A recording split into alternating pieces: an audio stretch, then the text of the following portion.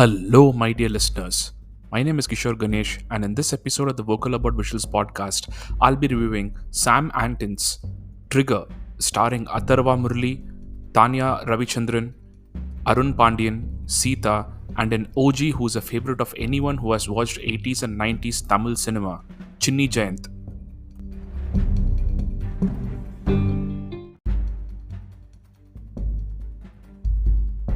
Let's get two minor niggles out of the way before we jump into the review. Trigger is honestly not a great title. It has nothing to do with the core plot of the film, except perhaps the fact that most of the action in this film is gun based. This seems to be a purely stylistic choice rather than being of any serious significance to the plot.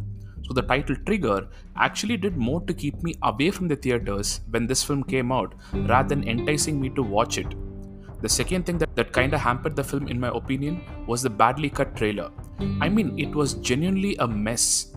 There was some philosophy being spouted in it about fire or whatever by the villain, which makes you think that this movie has fire play a significant role in it, but that's not the case.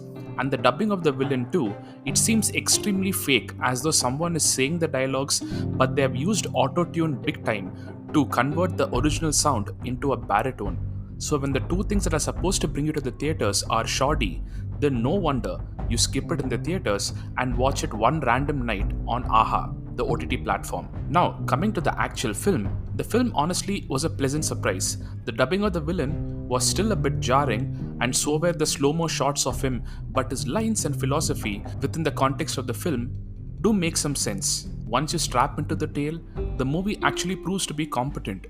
The writer-director Sam Anton doesn't lose focus on trying to present a thriller.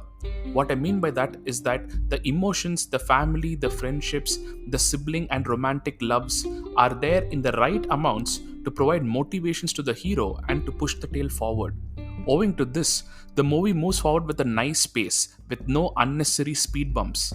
The emotional core of the film is also quite strong. It revolves primarily around the parent child dynamic, and the director has managed to bring this to the screen with a surprising amount of deftness. Just slightly more of this would have induced a ton of cringe in the audience, but the amount was spot on. In addition to this, Sam also manages to speak about Alzheimer's, a neurological condition, and adoption with a good amount of sensitivity, which again works to the advantage of the film. And one more thing that works in this film's favor is the character written for Mr. Chinni Jayanth. This turned out to be my most favorite character in the film, and Chinni Jayanth's performance made me both nostalgic and question why Tamil cinema is not making use of him more for character roles. Hope this role makes him a regular feature in our Tamil films again. Apart from this, the performance of the cast is decent, and the highlight apart from Mr. Jayanth is the well choreographed action scenes. They may seem tacked on, but if you dismiss this thought, there is some fun to be had here. So on the whole, Trigger is a film where the director has wanted to say and show a lot, and even if he hasn't succeeded 100% of the way, he has achieved it to, let's say, 80%. This means there are some parts of the film where you are wondering, I'm sure there was an easier way to get to this point, or I'm sure we could have edited some chunks of this film out.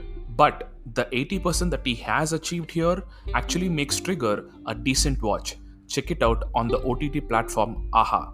Once again, my name is Kishore Ganesh. This is the Vocal About Visuals podcast, and thank you, my dear listeners, for your time and for listening. Please do give my socials a follow on Twitter and Instagram at Podcast Plural. Thank you.